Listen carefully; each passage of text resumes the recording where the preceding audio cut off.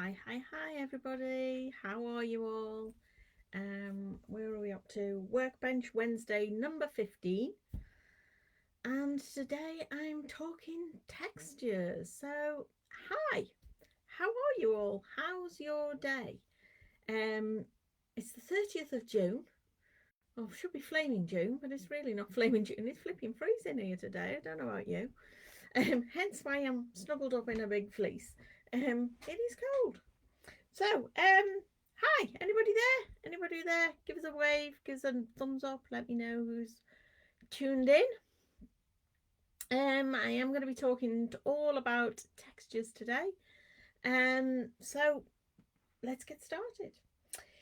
Now then, silver clay is an amazing material, fantastic material that I have got an amazing passion for. I love sharing all about my journey with metal clay too. Hi, Kate. So I hope you love it too. If metal clay is something new to you, then I'm sure textures have been already introduced to you, because there are lots and lots and lots of ways we can work with metal clay, and one of the great joys of working with it is that it picks up texture with incredible detail, and it's so easy to do. And if you compare putting texture into silver clay compared to texturing traditional silver, it's a far easier method to get texture into silver clay. Now, there's 100,000 different texture plates on the market that are being created for working with metal clay, and I've got a few too. Like when I started, as a beginner, you do get introduced to using the commercial texture plates. They are fantastic, they are brilliant, they are gorgeous, and there's so many to choose from, and there's loads and loads out there. And as I say, I've got quite a few, and they vary quite a bit. I've just got a couple here that I wanted to pull out to show you first of all. But just to take you through what I'm going to be covering. Anybody else there? Hi, Annika. Hi, finally, I managed to watch live. Great. So I'm going to be covering, talking about textures. So we're going to look at the commercial textures, and there's laser textures, there's metal plates, there's stencils, there's wallpaper, fabric, photopolymer plates. We can do some carving to create textures.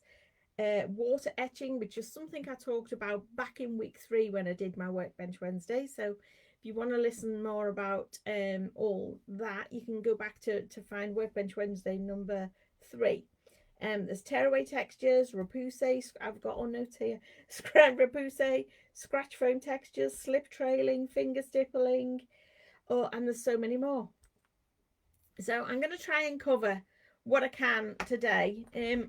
Let's see how I get on with it, really. I don't know how much I'm going to get through. I might split this into 2, do some today and some next week. But yeah, I wanted to see how we get on.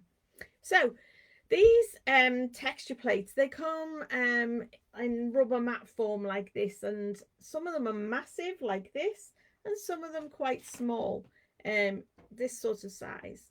I never feel like the massive ones are that necessary, to be honest.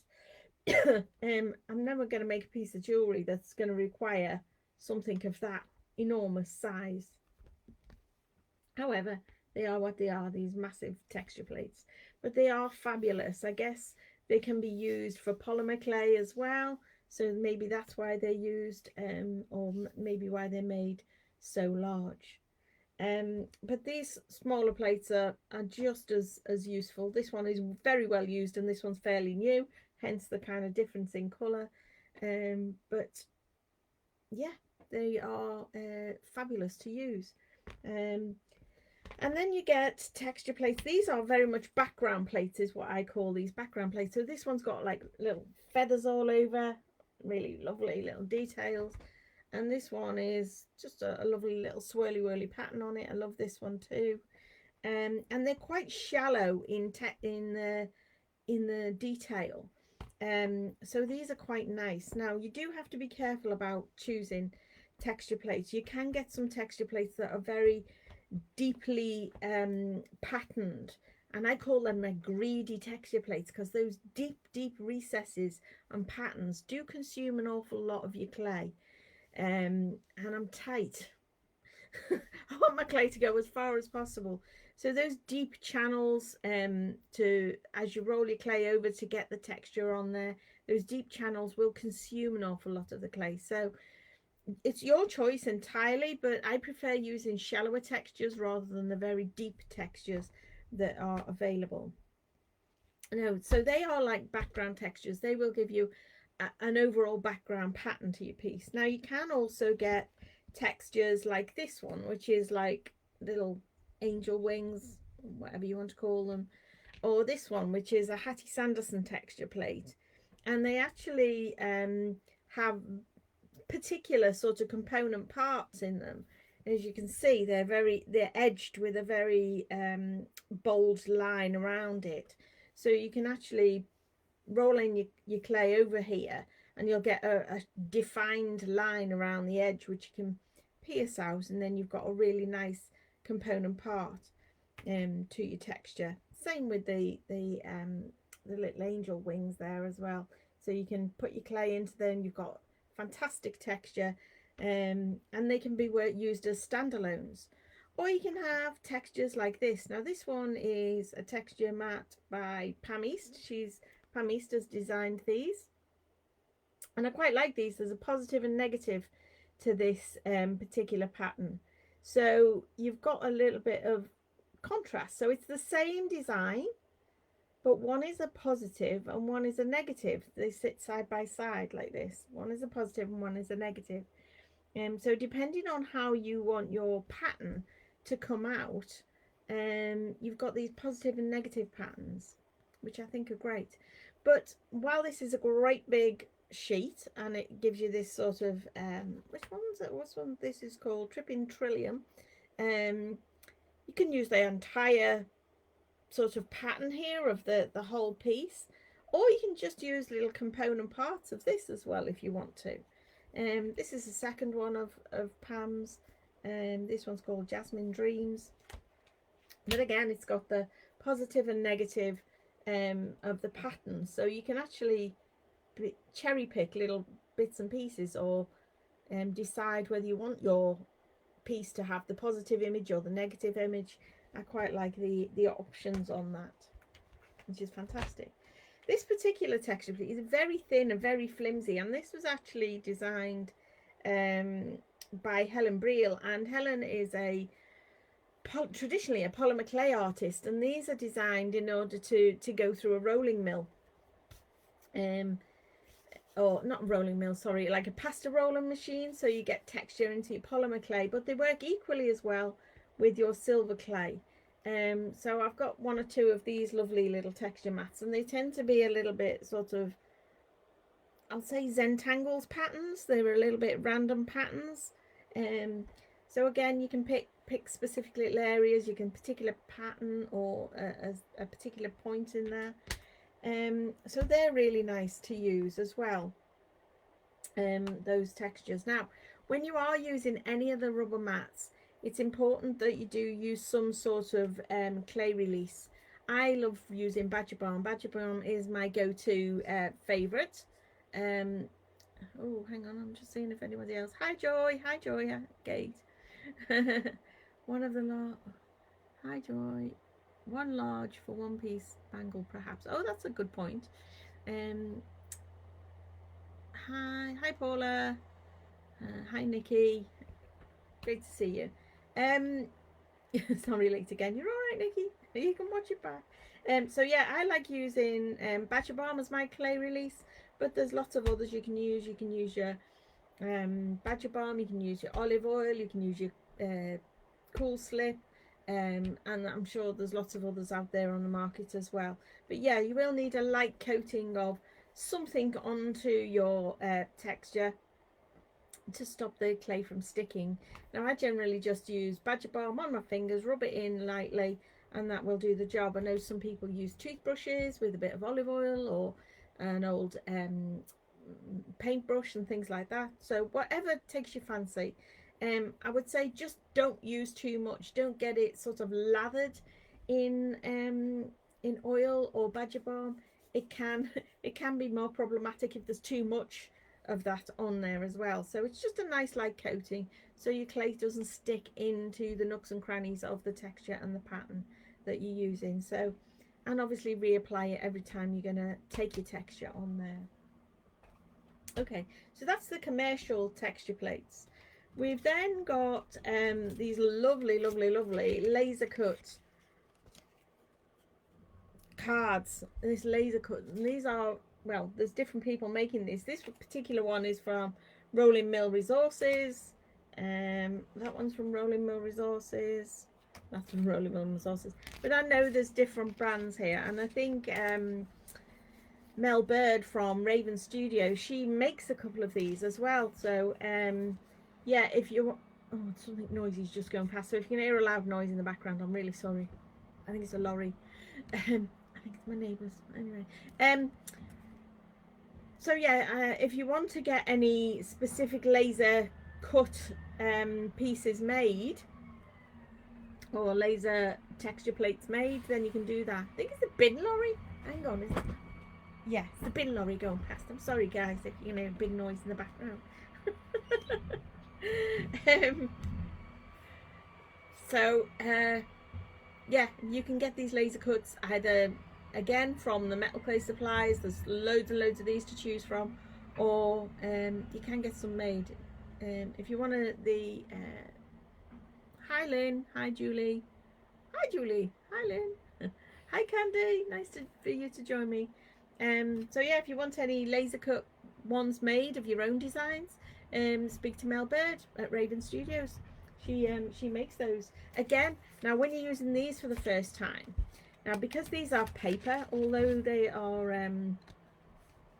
there is a very special kind of paper, you do need to prepare these to be able to be used for your metal clay. So generally a little bit of olive oil. So a little bit of olive oil again on a paintbrush. Brush these over with a little bit of olive oil. Now the olive oil will soak into the paper very, very quickly. Although they are a special paper, it will soak in. So I wouldn't use them straight away.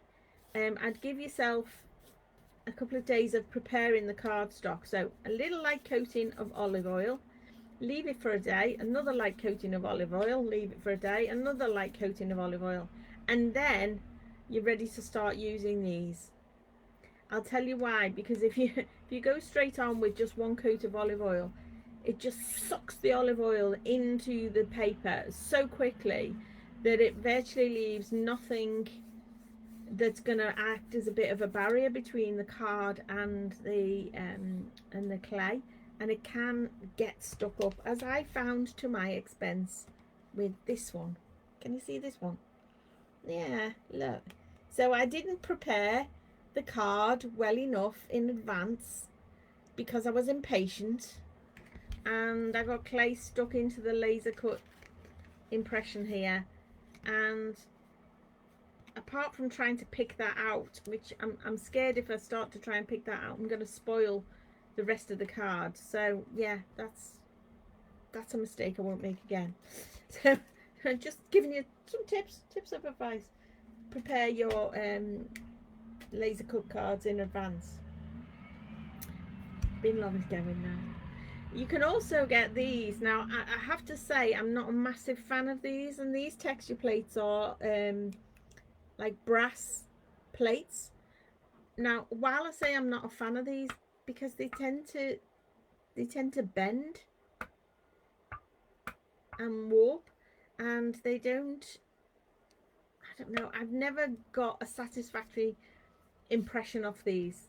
I have 2 or 3 of them, and I've never been overwhelmed by the results I've had off them. If someone else has tried them and find them fantastic, that's great. Just my personal opinion, I've never had a great result off these metal ones, but there you go. Something else you can use for your texture, is just some found things. So this happens to be from, I think I may have shown this before on talking about something else. This is from a, I don't know, birthday card, Christmas card, Valentine's card. Got love written on it. Love, love, love, love. But I like all the little detail on here, and I think that could be used to put into the clay to get some really nice little patterns and textures off of it. So yeah, I hoard all kinds of bits of rubbish for getting textures out of things. Some of my favourites, if you know me and you've ever been on one of my workshops, you'll know I'm a massive fan of wallpaper textures. I get to the DIY stores and go and go and get lots of wallpaper samples, because I think they're really versatile and you can do lots and lots with the wallpaper, because you can add to it, you can cut things out, etc, etc. So another example I'm going to show you is this. Now I don't know if you can see it very well. This is like a stencil, and this I bought from a cake making show, I think. And the idea is you would put this on top of your cake and you use some colours, some food colours, and you can put through and you'll get like a nice little pattern on your cakes. Okay, so however, I kind of decided I wanted to adapt this and work with it with metal clay and use it like a little texture plate. Now I could have put this down and rolled my clay over the top and got a nice little impression all the way through it, but I wanted to do something, take it a little bit further, which it combines with the wallpaper. So here's a little piece of wallpaper, very subtle stipply texture on here. I cut a hole in it, made a selection of one of the little patterns. So for example, one of the little birds like this. Okay, and then prepared this bit of wallpaper with a bit of badger balm, rolled my clay over, and as a result I got a really nice little pendant piece like this, as you can see. So from here to here, this is the pendant piece that I got. So you can create little holes, little apertures. You can play around with the wallpapers. As I say, it's only paper. You can use it again if you want to, but you can chuck it away equally. Or if anybody's ever bought these stickers that you can get, lots of paper crafting people use these kind of stickers. These are a couple of stickers that I've put onto, again, another piece of wallpaper, and I've created another sort of pattern and texture on top of the wallpaper. So these are something else you can do. This is another one. This is again a piece of wallpaper. I'm using sort of paper punches. I've paper punched out a pattern of this, as you can see, and then I can use that into a piece of clay, and something like this goes into making something like this like my bangles. So there are a couple of ideas of ways you can use your wallpaper textures and stencils and things like that. You can also buy these as stencils. If I can just get this open.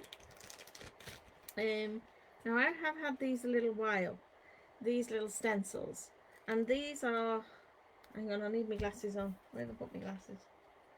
I'll put them in a safe place now. I can peel off the backing, if I can see what I'm doing. Maybe I just need a craft knife. You can see I need my glasses here. There we go, got it, got the end. I just need to find the end. Oh, come on. I had it then. Got it. Got it. Okay, so these little stencils. So this bit is sticky. So you could roll out and stick this to, roll out a piece of clay, just plain, let it dry, And then use these sticky stencils to put on top of your clay. And then you could stipple through some paste and you build up the little pattern that's on there, and you could use those, or you could just use these simply like a texture plate. So just stick it back to its backing, so you could roll this over and you'll get a very shallow, but you'll still get an impression here. Or why not, here we go, stick this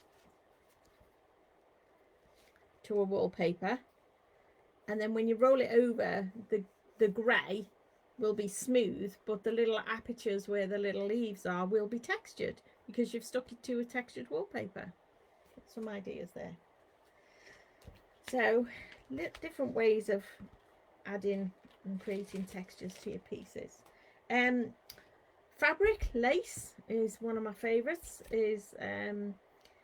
My background is in textiles, so you know I've got a box of fabrics.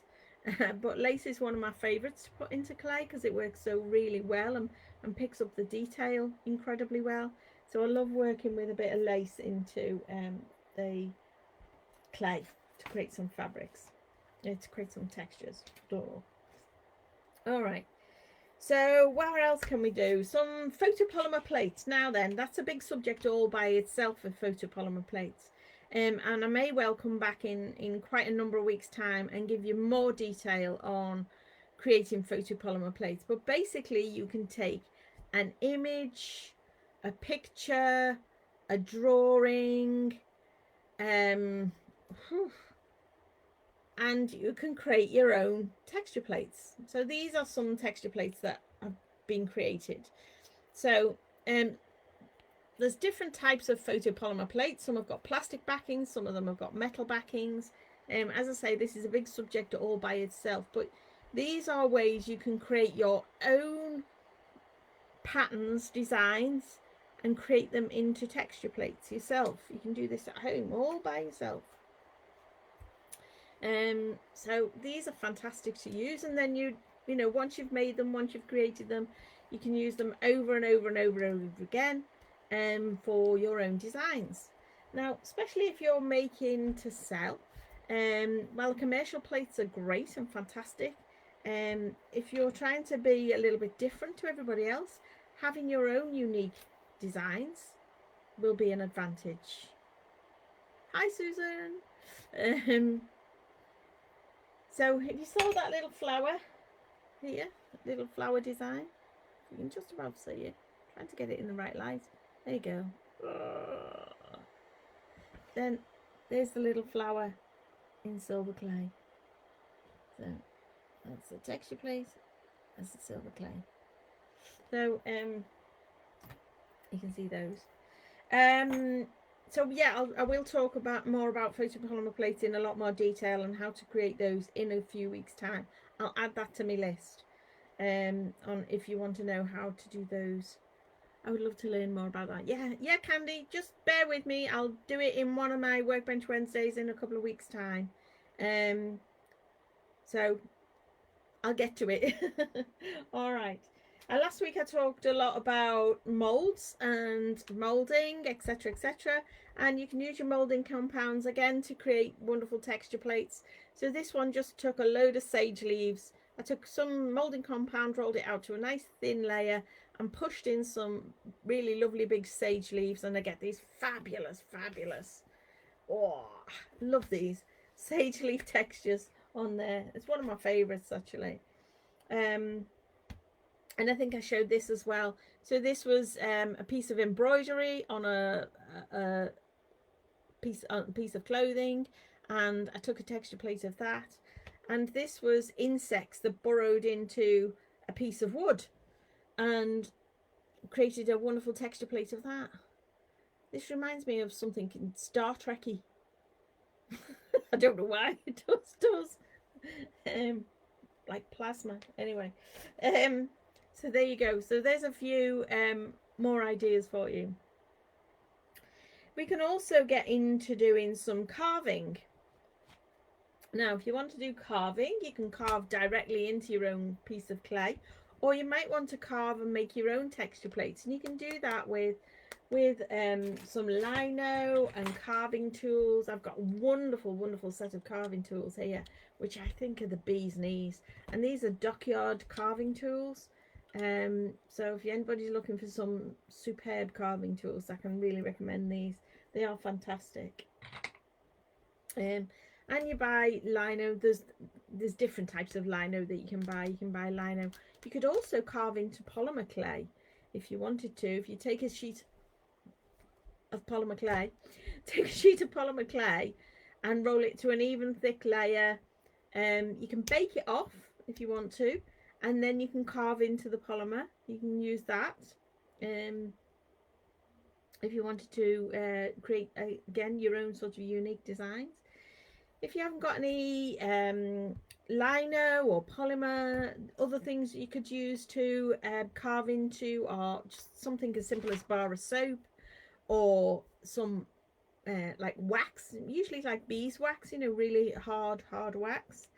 What about an eraser, a rubber? You can get quite large rubbers, or ones for the end of a pencil and things like that. You can carve in a few little details and create them into stamps and things like that. So you can carve into rubbers and create little impressions that you can use as well.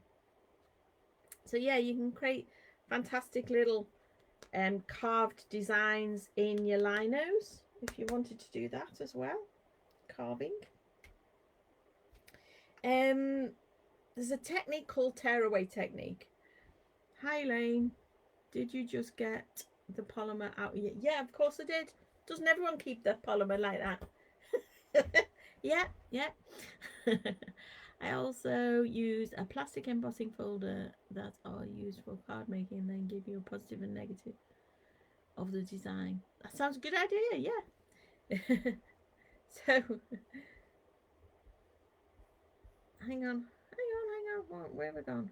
There we go. So yes, I did get my polymer clay out of there. I keep it here to keep it warm, and it makes it really soft and pliable.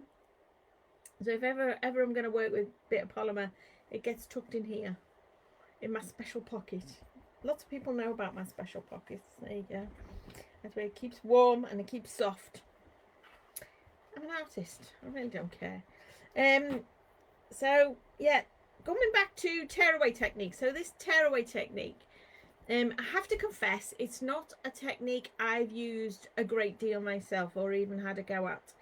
I know Julia Rye does it, and she does a superb job. I think the technique was invented by Sealy Fago way back when, and it uses polymer clay, and it reacts. Basically, it's you print off a design using a particular printer, particular ink, and using a particular type of polymer clay, and you put them together, and there's a bit of a reaction. And when you pull the paper off the polymer, then some of the polymer is stuck to the paper, leaving a very shallow kind of impression and pattern on the paper, and you can then use that as a texture plate. So that's a tearaway technique. Now, as I say, I haven't used it very much, a great deal, because I don't have the right type of printer or laser or ink or any of that. So yeah, if you want to find out more, I'm sure Julia Rye can tell you, and I'm sure she's put stuff out there in the past all about tearaway technique. Another wonderful technique that I learned many years ago with the very talented Holly Gage was a technique called repousse. Again, it uses polymer clay. Now, if you've heard of repousse before, it's a traditional silversmithing technique where they'll take a sheet of metal and they'll embed it into a bitumen, I don't know what to call it, bitumen pitch, if you like. And then using some various tools, they start tapping in with a hammer and the various shapes of sort of little tools to create little indents into the piece. But basically, they're kind of working back to front. So they're pressing into the metal. But it's not until they take the metal off the bitumen on the right side, on the other side, will you see what is revealed, basically. So yeah, it's kind of working in reverse. So instead of using a sheet of metal in bitumen, I did this with Holly Gage many years ago, and it was using a sheet of polymer clay, and we whittled into the polymer clay the design we wanted to create. And for me, it was this design. So basically, imagine you're working in reverse like this. So working in reverse, so you created your little polymer mold, if you like, by whittling into it and creating the pattern and design that you want, and then you used your silver into the mold to get the finished results. There's a lot more to it than that, but that's Holly's secrets. But that's what I created using that repousse technique. So this is a big piece, quite a big statement piece, and it's a big sea turtle, and I did that many years ago with Holly Gage, and it was her particular technique that she developed, this repousse technique.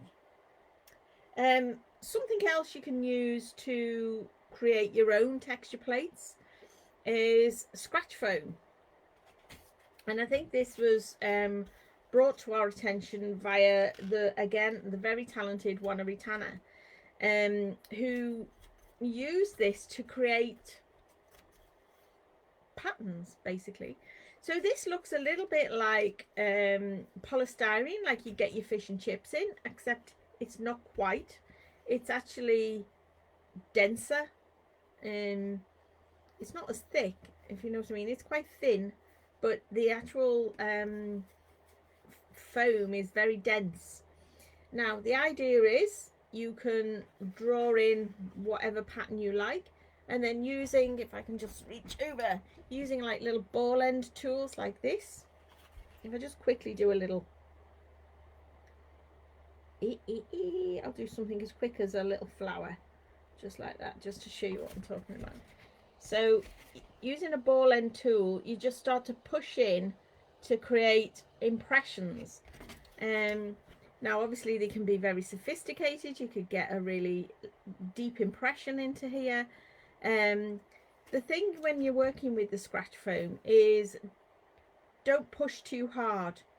You might need to go over the same area several times if you want it deeper, but don't just push so hard in the first instance. Do it shallow. You can always go back a second, third and fourth time to get it a little bit deeper and deeper, but you can create some amazing, fantastic patterns and designs. Again, you can then use this as your texture plate. I've got a little earring here that I did many years ago, and I just used scratch foam to draw in the pattern and then roll over the clay, over the scratch foam, and it created this little, so there was an earrings and pendant piece that all kind of matched using the scratch foam texture. Now it doesn't give you the sharp lines that perhaps the commercial textures do. It does give you a different kind of finish altogether, but it's still really nice. It's really still interesting what you get off it. So that might be something you want to give a try to, the scratch foam. You'll get this off Etsy and eBay and things like that if you're looking to buy some of this. So yeah, have a look around for stuff like that. What else can I find? I find all sorts of random things as well. I found this in a doll's house shop in York, and it's meant to be a mirror frame for a doll's house, but you know, it's got really lovely textures on it around the outside, so you can either push that into your clay or you can make a mold of it and then put your clay into your mold, so you get nice little impressions like that. So these are the many different ways you can get some fantastic textures off of your pieces. There's also a technique that Terry Kowalczyk does called slip trailing. Oh my god, he's the king of this. He's just amazing. So basically you'll draw an image, whatever that might be, and then using our paste type, he waters this down to a consistency that's very, I'll say almost runny, and then he'll use a very fine paintbrush and start to paint on the lines he wants or the impression he wants. leave it to dry, and then I'll paint it again, leave it to dry, paint it again, leave it to dry, paint it again. And it builds up over time. It builds up and builds up and builds up to be this fantastic image. It's wonderful. So his slip trailing is something to behold. So if you want to go and have a look at Terry Kowalczyk and his slip trailing technique, I'm sure there's some beautiful work out there to have a look at. I've created a mold to create a silver earring, some very cheap earrings. Yes, exactly, indeed. And finger stippling, oh gosh, you can just use your paste as well to create texture onto the surface of something. So say if you've made something and it's not always worked out quite where you've got a little mark on it or ding in it, or you've lost some of the texture, then you can use your paste to go over the top of it again. You're going to lose the original texture, but it might be a solution to a problem. So you go over it with a bit of your paste and maybe your brush, and you stipple it on. And then you could either use a cocktail stick to wiggle it a bit more, or you use your finger to tap like this, and you'll get this fine, fantastic stipple effect. So depending on how thick or how thin you put that paste on, and depending what you do with it next, you can either stipple, or you can put lines or marks, or you can do purposeful little intentional lines. So there's lots of things you can do with that as well to create loads and loads of textures. So the thing is not to just stick to your commercial textures all the time. Although they're great, you tend to go to them, and I know I've got some of my favorite things I do, is sometimes it's worth just experimenting a little bit. And yeah, I just pulled out the box when I was preparing for this earlier today. I pulled out the box, a couple of bits of wallpaper, as I like my wallpapers, and thought, I wonder what will happen if I do this. So, and then I thought, oh no, I'll wait and I'll do it live. So I've pulled out 2 bits of wallpaper, completely different contrasting bits of wallpaper. I'm not sure if this is going to work or not, but I'm going to give it a go. Let's see what happens. So with one bit of wallpaper, I'm going to start to cut some lines all the way up my paper. Now I'm going to vary them. Some of them are going to be thick, some of them are going to be thin. I'm going to vary it quite a bit. I don't know if you can see this already. Now I'm doing a fringe, so I'm not cutting all the way up to the top. I am leaving a little bit of a gap. So I'm doing a big fat one and a little skinny one, and a few more. And what I'm going to do with this, my intention is to... Who's pinging me now? Who's messaging me? I'm busy. So I've kind of fringed it. So I've done this one, and then with the other one, because these are roughly the same size, the idea is I'm going to weave these together. So now I'm going to cut this sideways. I'm going to cut little... Ooh, this one doesn't cut so well. Right, okay. So we'll give this a little cut, like this, like this, like this. Again, varying the sizes, some fat, some narrow, to see what comes out. Okay, who's pinging me now? It's okay. Jenny's pinging me now. Oof.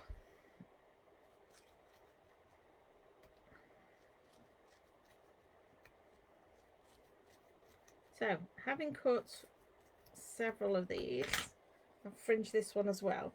The idea is now I'm going to weave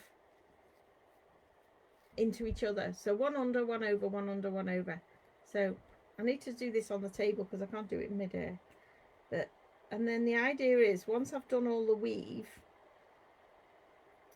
I'm going to see if, what that would look like if I used it as a little texture plate.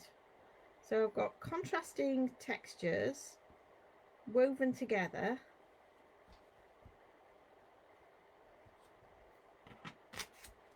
Hang on, I need tweezers. I need tweezers for this. I've got contrasting textures woven together. Now I can either put the clay directly on top of it. Do you know what? I think I need to just snip that off. Yeah. Well, great plans. And now I'll go the other way. So one under, one over, one under, one over. One under, one over. I know you can't see what I'm doing, but you just have to trust me for a minute. And then I'll show you. One under, one over. I'll show you when this is done.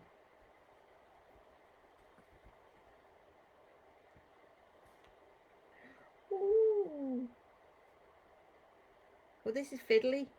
I didn't know it was going to be this fiddly. And this is going to be time consuming. Maybe I'll have to come back to this.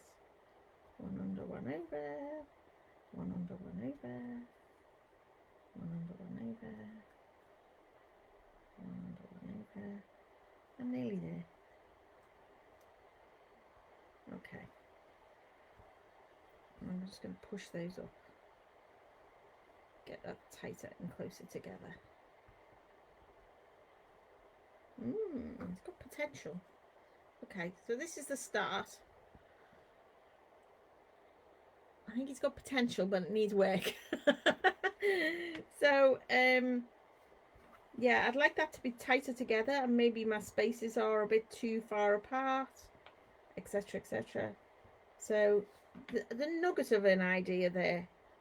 But I don't mind experiment. I like experimenting. It's how I find new things. It's how I work out new stuff. So yeah, don't be scared to have a go at discovering new ways of finding textures, or playing with textures, or creating new textures. Found items around the house as well.